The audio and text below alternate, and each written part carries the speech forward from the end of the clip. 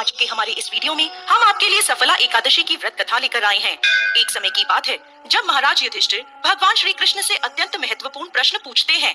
हे जनार्दन, पौष मास के कृष्ण पक्ष में कौन सी एकादशी रहता था? स्त्री दुराचार, जुआ खेलना, ब्राह्मण और शास्त्रों का अपमान करना, वैश्य कासित कर दिया। लुम्पक राज्य के बाहर के एक जंगल में रहने लगा, लेकिन अभी भी उसकी पापमय प्रवृत्ति में कोई कमी नहीं आई। वो दिन में जंगल के प्राणियों का शिकार करता और उनके मांस का भक्षण करता था, और रात्रि के समय नगर में जाकर लूटपाट करता था। अनेक बार लोगों ने उसे चोरी और लूटपाट करते पकड़ा भी था, लेकिन लुम्पक के पाप कर्मों का अंत नहीं हुआ। वो जंगल में एक अति प्राचीन विशाल भगवान श्री हरि के प्रिय पीपल के पेड़ के नीचे रहता था। इस प्रकार काफी समय बीत गया। आखिरकार उसके जीवन के परिवर्तन का समय आ ही गया। एक दिन संयोगवश पौष मास की ठंड के कारण वो सारी रात सो नहीं पाया। शीत लहरों से बचने के लिए उसके पास पर्याप्त वस्त्र नहीं थे। पौष कृष्ण पक्ष की दशमी के दिन वो सारी रात जागता रहा। ठंड की वजह से उसका शरीर शिथिल हो गया और वह मूर्छित हो गया। अगले दिन एकादशी के मध्याह्न के सूर्य की गर्मी पाकर उसकी मूर्छा दूर हुई। गिरता पड़ता वो भोजन की तलाश में निकला। पशुओं को मारने में असमर्थ था, अतः पेड़ के नीचे गिरे हुए फल उठाकर वो वापस उसी पीपल के वृक्ष के नीचे आ गया।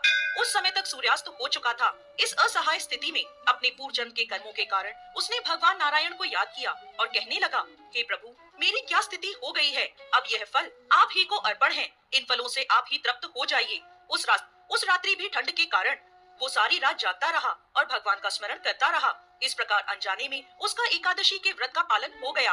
अनजाने में की गई इस तपस्या से भगवान प्रसन्न हो गए। अगले दिन सूर्योदय होते ही एक सफेद तेजस्वी घोड़ा लुम्पक के पास आकर खड़ा हो गया। उसी क्षण एक आकाशवाणी हुई, हे वत्स, ये घोड़ा तुम्हारे लिए आया है। भगवान नारायण की असीम कृपा और सफला एकादशी का नियम पूर्वक पालन करने के कारण तुम्हारे समस्त पाप नष्ट हो गए हैं। अब तुम इस घोड़े पर सवार होकर अपने पिता के पास अपने नगर में वापस चले जाओ। तुम्हारा राज्य तुम्हें वापस मिल जाएगा। ऐसी आकाशवाणी सुनकर वह गदगद हो गया। सफला एकादशी से अर्जित पुण्य फल के कारण उसका शरीर पुनः कांतिमान हो गया।